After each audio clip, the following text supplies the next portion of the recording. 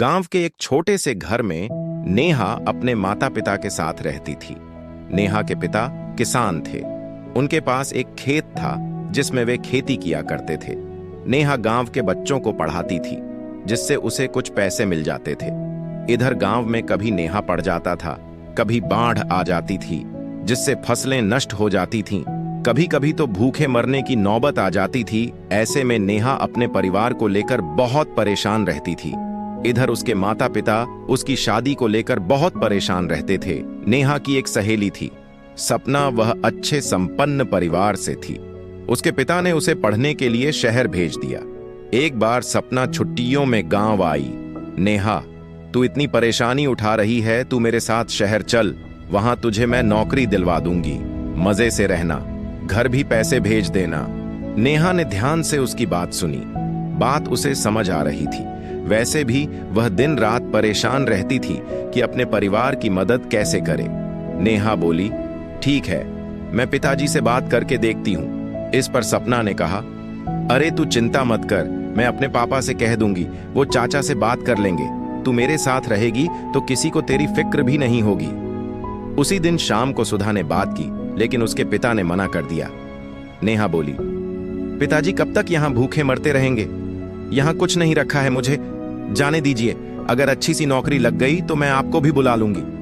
पिताजी बोले, नहीं नहीं, अब हम तेरी कमाई पर जिंदा रहेंगे क्या? यह सुनकर नेहा ने कहा, इसमें मेरी कमाई की बात कहां से आ गई? कुछ दिन की बात है, थोड़े पैसे इकट्ठे हो जाएं तो आप भी कुछ काम शुरू कर लेना। वहां तो छोटी सी रेहड़ी पर सामान बेचकर भी अच्छे पैसे कमाए जा सकते हैं। कुछ ही देर में सपना के पापा भी आ गए। वे पढ़े लिखे समझदार आदमी थे। उन्होंने नेहा के माता पिता को समझाया तो वे नेहा को शहर भेजने के लिए राजी हो गए। एक सप्ताह बाद दोनों सहेलियां शहर आ गईं। नेहा ने कुछ पैसे जोड़ रखे थे, जिससे कुछ दिन काम चल गया। इसी बीच नेहा को एक नौकरी मिल गई। वह ऑफिस जाने लगी। पढ़ी लिखी तो वह थी, लेकिन शहर के तौर तरीके उसे नहीं आते थे, इसलिए वह हमेशा चुपचाप अपने काम में लगी रहती थी। नेहा का ऑफिस व घर, जिसमें नेहा सपना के साथ रहती थी, बहुत दूर था। बस से जाने आने में उसे 2 घंटे लग जाते थे। शाम को ऑफिस से निकलकर घर आते आते उसे रात हो जाती थी। रात को आवारा लड़के इधर उधर घूमते थे, जिनसे बचते बचाते वह घर पहुंचती थी। एक दिन नेहा ऑफिस के बाद बस स्टैंड की ओर जा रही थी। तभी पीछे से एक बाइक पर महेश उसके पास आकर रुका। महेश उसके ही ऑफिस में काम करता था और कभी कभी काम में नेहा की मदद भी कर दिया करता था। वह बोला, नेहा घर जा रही हूं, लेकिन आज तो बसों की हड़ताल है। दोपहर को यहां बस से किसी का एक्सीडेंट हो गया था। पब्लिक ने बस फूंक दी, तब से सारे बस वाले हड़ताल पर चले गए। यह सुनकर नेहा डर गई। अब वह घर कैसे जाएगी? वह इधर उधर ऑटो ढूंढने लगी, लेकिन जो भी ऑटो आ रहा था वह पहले से भरा हुआ था। तब महेश ने कहा, नेहा बैठो, मैं तुम्हें घर छोड़ देता हूं। बस न होने के कारण ऑटो पहले से ही भरे हुए आ रहे हैं। नेहा डरते डरते महेश की बाइक पर बैठ गई। कुछ ही देर में दोनों घर पहुंच गए। नेहा ने महेश से कहा, आपका बहुत बहुत धन्यवाद, आज आप नहीं होते तो पता नहीं क्या होता। महेश बोला, मैं यहां पास ही में रहता हूं और रोज इसी रास्ते से जाता हूं। अगर तुम्हें बुरा ना लगे तो मेरे साथ चला करो, जाना तो हमें एक ही जगह है, फिर बसों में धक्के खाने का क्या फायदा? नेहा झेपते हुए बोली, नहीं, आप क्यों परेशान हो रहे हैं, मैं चली जाऊंगी। महेश ने मुस्कुराते हुए कहा, अच्छा बाबा, तुम्हारा आत्मसम्मान आड़े आ रहा है तो कभी कभी बाइक में पेट्रोल भरवा देना या कभी कभी चाय पिला देना। फिर उसने सीरियस होते हुए कहा, देखो सुबह की तो कोई बात नहीं, लेकिन रात को यहां गुंडागर्दी शुरू हो जाती है। अनजान शहर हो, तुम अकेली हो, अपनी सेफ्टी के बारे में सोचो। नेहा हां कर देती है और मुड़कर अपने फ्लैट की ओर चल देती है। रात को नेहा सपना को सारी बातें बताती है तो सपना कहती है, नेहा, अपनी गांव की सोच से बाहर निकलकर दुनिया देख, अच्छा खासा दोस्त मिल रहा है।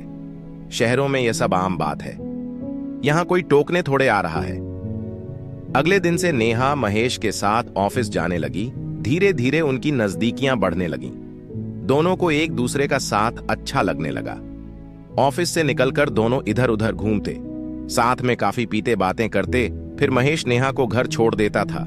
समय जैसे पंख लगाकर उड़ रहा था। एक दिन सुधा जब घर पहुंची तो देखा उसके पिताजी बैठे थे। अरे पिताजी, आप कब आए?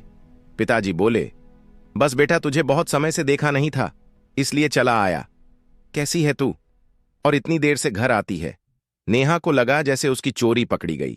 वह बोली, बाबा, शहर में ऐसा ही होता है, नौकरी में बहुत काम करना पड़ता है, आते आते रात हो जाती है। पिताजी ने चिंता जताते हुए कहा, बेटा देख ले, नहीं तो घर चल, वहां भी तो खर्चा चल ही रहा था। तुझे परेशान देखकर बहुत तकलीफ होती है, तेरी मां भी बहुत परेशान रहती है। यह सुनकर सुधा सक पका गई। वह बोली, नहीं पिताजी, आप परेशान ना हो, मैं बहुत मजे में हूं। यहां रहना मुझे बहुत अच्छा लग रहा है और मैंने काफी पैसे भी जोड़ लिए हैं। कल मैं बैंक से निकालकर आपको दे दूंगी, आप ले जाना। यह सुनकर उसके पिता बोले, नहीं बेटा, हम तेरी कमाई कैसे ले सकते हैं, तू अपने पास ही रख, पर जब भी तू परेशान हो घर आ जाना। अगले दिन सुबह होते ही उसके पिता गांव चले गए। उस दिन नेहा को थोड़ा डर तो लग रहा था कि कहीं उसकी चोरी पकड़ी न जाए, क्योंकि वह महेश के प्यार में पड़ चुकी थी और गांव में यह सब बहुत बुरा माना जाता है। महेश उसे लेने आया तो वह उसके साथ ऑफिस के लिए निकल गई। रास्ते में उसने सारी बात बता दी। वह महेश से कुछ नहीं छुपाना चाहती थी। यह सुनकर महेश हंसने लगा। वह बोला, पगली, बस इतनी सी बात इसमें डरने की क्या बात है? हम एक दूसरे से प्यार करते हैं, कोई गुनाह नहीं किया मैं। कुछ दिनों में गांव जाकर तुम्हारे माता पिता से मिल लूंगा। नेहा बोली, नहीं नहीं, ऐसा मत करना, पहले मौका देखकर मैं बात करूंगी। इसी तरह समय पंख लगाकर उड़ रहा था। महेश के साथ रहते रहते नेहा के तौर तरीके बदल गए थे। अब वह गांव की भोली सी लड़की नहीं, शहर की तेज तर्रार लड़की बन चुकी थी। नेहा ने काफी पैसे इकट्ठे कर लिए थे। इस बार उसने सोचा, क्यों न दिवाली पर मां पिताजी से मिलाऊं। वह ऑफिस से छुट्टी लेकर गांव के लिए निकल गई। मां पिताजी के लिए उसने कपड़े खरीदे, शहर से बढ़िया सी मिठाई ली और गांव पहुंच गई। अचानक बेटी को देखकर नेहा की मां बहुत खुश हुई। उनकी आंखों से आंसू बहने लगे। दोनों मां बेटी घंटों बातें करती रहीं। फिर उसकी मां उसकी पसंद का खाना बनाने चली गई। शाम तक उसके पिताजी भी खेत से आ गए थे। नेहा को देखकर वे बहुत खुश हुए, लेकिन जैसे जैसे नेहा उनसे बात कर रही थी, उन्हें एहसास हो रहा था कि यह वो नेहा नहीं है जो गांव से शहर गई थी। अब वह केवल पैसों की बातें करती थी, शहर की चमक दमक की बातें। उसे अब उसके माता पिता बेकार नजर आ रहे थे। नेहा के पिता उसकी बातों को सुनकर असहज महसूस कर रहे थे। 2 दिन बाद दिवाली थी। सबने मिलकर दिवाली मनाई, लेकिन नेहा के पिता अपनी बेटी के व्यवहार से खुश नहीं थे। उन्हें लग रहा था कि अब वह उनकी बेटी नहीं रही। दिवाली के अगले दिन नेहा अपनी मां के साथ बैठी थी। मां, कल मैं चली जाऊंगी, मेरी छुट्टी खत्म हो रही है, आपसे एक बात करनी थी। मां, मैं एक लड़के से प्यार करती हूं, हम दोनों शादी करना चाहते हैं, आप पिताजी से बात कर लीजिए। बेटी, ये तू क्या कह रही है? तेरे पिता सुनेंगे तो बहुत गुस्सा करेंगे। ये सुनकर नेहा बोली, मां, ये सत्य है, आप दोनों को मानना ही पड़ेगी। अब मैं किसी गांव के लड़के से शादी करके यहां तो रह नहीं सकती। आप मान जाओ तो अच्छा है, वरना शादी तो हम वैसे भी कर लेंगे। अपनी बेटी अब पराई सी लगने लगी थी। शाम को नेहा की मां ने उसके पिता को सारी बात बता दी। यह सुनकर उसके पिता बहुत गुस्सा हुए।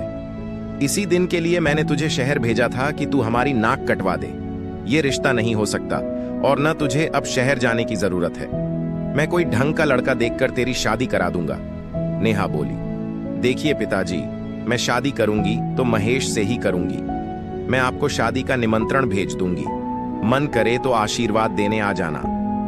नेहा की बात सुनकर उसके माता पिता आश्चर्यचकित रह गए। उन्हें कुछ समझ नहीं आ रहा था। नेहा की मां ने कहा, सुनो जी, अभी आप गुस्से में हो, वो भी उल्टे जवाब दे रही है, सुबह बात कर लेंगे।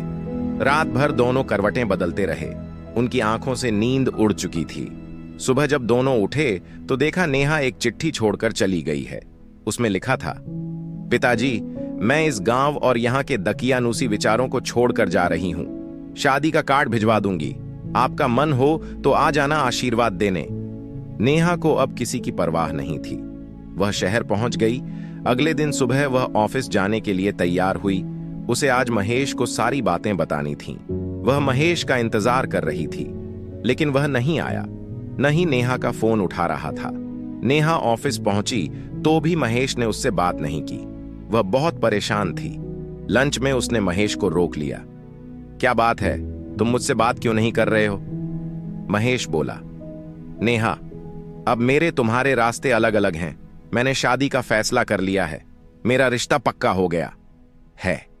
यह सुनकर नेहा के पैरों तले जमीन खिसक गई। ये तुम क्या कह रहे हो? हम दोनों शादी करने वाले थे। महेश ने कहा, मैंने अपने पापा से बात की थी, लेकिन वो नहीं माने। और मेरा जिस जगह रिश्ता पक्का किया है वे करोड़पति हैं, उनकी इकलौती लड़की है। मैं तो इस ऑफिस से भी रिजाइन दे रहा हूं। शादी के बाद मुझे ही उनका सारा बिजनेस संभालना है, और तुमसे शादी करके मुझे क्या मिलता? हम दोनों जिंदगी भर इसी ऑफिस में घिसते रहते, एक एक चीज के लिए तरसते रहते। हो सके तो मुझे भूल जाओ। नेहा वहां से उठकर सीधे अपने बॉस के केबिन में गई और बोली, सर, मेरी तबीयत ठीक नहीं है, मुझे हाफ डे चाहिए। उसके बॉस ने उसे छुट्टी दे दी। वह अपना बैग उठाकर ऑन टिटो लेकर अपने फ्लैट पर आ गई। आते ही बिस्तर पर लेट गई। उसकी आंखों से आंसू बह रहे थे। मेरे साथ ठीक ही हुआ। मैंने अपने माता पिता को धोखा दिया, बदले में मुझे तो धोखा मिलना ही था। अब किस मुंह से गांव जाऊं? मन कर रहा है आत्महत्या कर लूं। शाम को उसने सपना को सारी बात बता दी। सपना समझ गई कि परिस्थिति बहुत नाजुक है, नेहा कुछ गलत कदम ना उठा ले, इसलिए उसने कहा, माता पिता आखिर माता पिता ही होते हैं, वे तुझे माफ कर देंगे। कल सुबह हम दोनों गांव चलेंगे।